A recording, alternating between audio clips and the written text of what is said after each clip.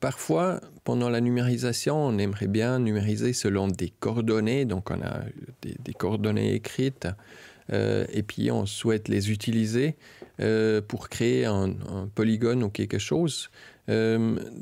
Donc, c'est ce qu'on va. Je vais vous montrer comment ça fonctionne.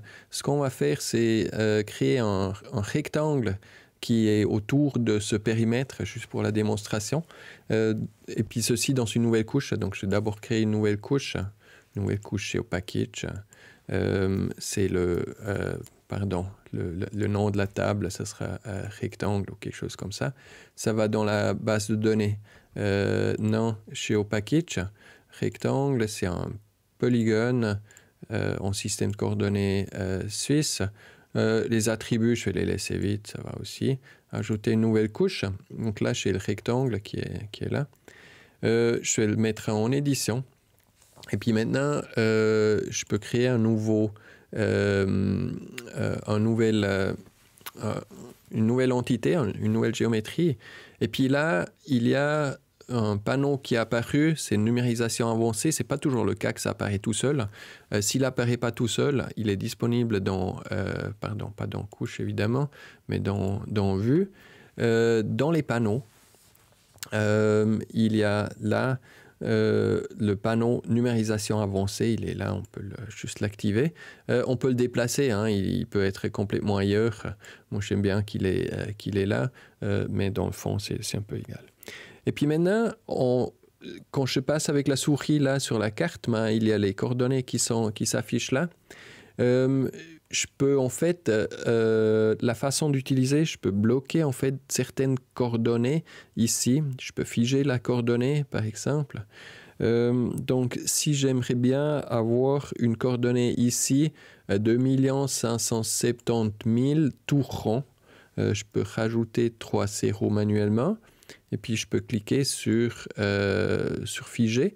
Puis, en ce moment-là, je peux cliquer où je veux. En fait, la coordonnée, elle sera là. C'est cette coordonnée-là. Donc, la coordonnée X qui est bloquée sur celle-là. Même si, évidemment, il va continuer à changer maintenant. Donc, je vais juste revenir en arrière. Je vais arrêter, en fait, la numérisation, là. Hop. Voilà. Je vais rajouter à nouveau. Donc ça, c'est une option. On peut figer une seule coordonnée sans problème. Donc parfois, si par exemple, je veux faire un point quelque part par ici, je peux zoomer dessus, je peux aussi me déplacer, puis comme ça, j'ai la coordonnée qui reste là. Je vais juste arrondir un tout petit peu à ça, par exemple. Et puis le deuxième, je peux faire pareil. Je peux juste faire 0, 0 et puis comme ça en fait j'ai entré les coordonnées exactes et puis maintenant chez les lignes d'aide en fait qui s'affichent et puis c'est ce point ici, je peux encore vérifier où c'est et puis je peux cliquer un peu où je veux, c'est égal. Et puis après, une fois que j'ai le premier point, j'ai d'autres options. Je peux par exemple spécifier la distance, je peux spécifier l'angle. Donc si je veux aller là, tout à 3, je peux par exemple avoir un angle de 0 degré. Évidemment, il faut cliquer sur figer. Puis à ce moment-là, il y a la ligne qui apparaît et puis je peux facilement cliquer quelque part. En l'occurrence, je suis allé quelque part là. Donc c'est là, cette coordonnée, je veux qu'elle soit à peu près comme ça. Donc, je peux zoomer un tout petit peu beaucoup. Et puis, j'arrive à ça. Je peux changer aussi, évidemment, là-haut. Ça serait presque plus simple dans ce cas-là. C'est 2500 mètres. Et puis en ce moment-là, en fait, j'ai deux options. J'ai celle de gauche, celle de droite. Celle de droite me va bien. Et puis après, je peux continuer comme ça. Pour descendre, c'est moins 90 degrés, comme ça. Voilà. À peu près jusqu'à là en bas.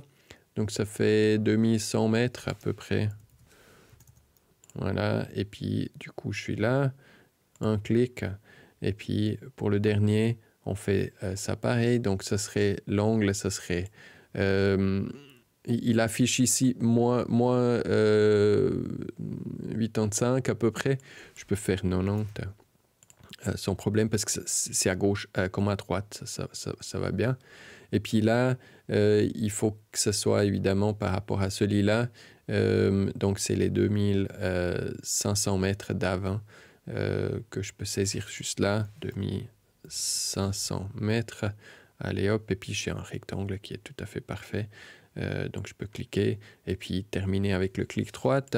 OK, et puis j'ai mon rectangle que je voulais avoir avec des coordonnées.